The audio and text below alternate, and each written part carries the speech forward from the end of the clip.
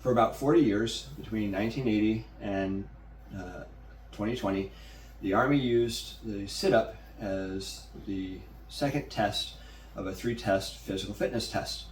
And unfortunately, many within the Army, whether it's in training units or regular units, would often include using push-ups and sit-ups in an alternative manner in order to train for the test.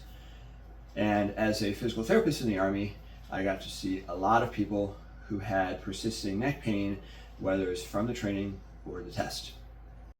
A visual reminder of the push-up, the first test, which gave credit to testing the muscular endurance of the chest, shoulder, and tricep muscles. And the second event was a sit-up, and credit was given to testing the muscular endurance of the abdominal and hip flexor muscles. But from a neuromuscular point of view, the sequence was relevant. While the lower back would get more attention from a posture or core challenge point of view, the neck was the location where the extremity and postural muscle would combine for a rush hour type of workload. The neck and very upper back would have the combined demand of holding the head up in a position that's different from many activities, and the work done at the chest, shoulder, and tricep and forearm muscles would create a neurologic message route through the lowest levels of the neck, uppermost levels of the upper back. I'm going to expand on my explanation as to why performing push-ups before sit-ups would actually create increased risk of strain and then injury or pain. So the basis of this nervous system is underneath the spinal column. You have the spinal cord, which has its outgoing nervous input first going to the muscles that support the neck muscles, in the case of the neck, and out towards the shoulder, arm, depending on the level of the neck.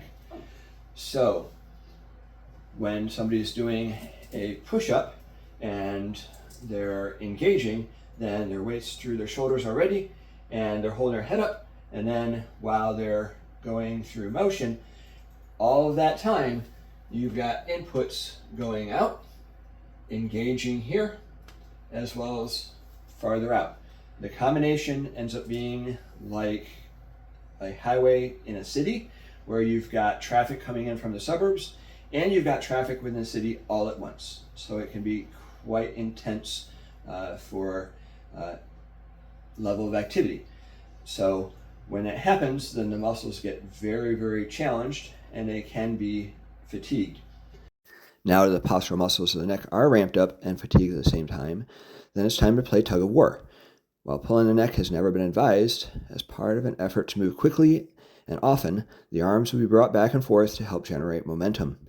This adds the lat dorsi to the chest and arms in sending messages through the neck for work. And so when you're pulling the muscles under tension, then that can result in strain. So relative trauma is not a surprise. So we can definitely say rest in peace to having the Army sit up as part of a fitness test or hopefully a training platform.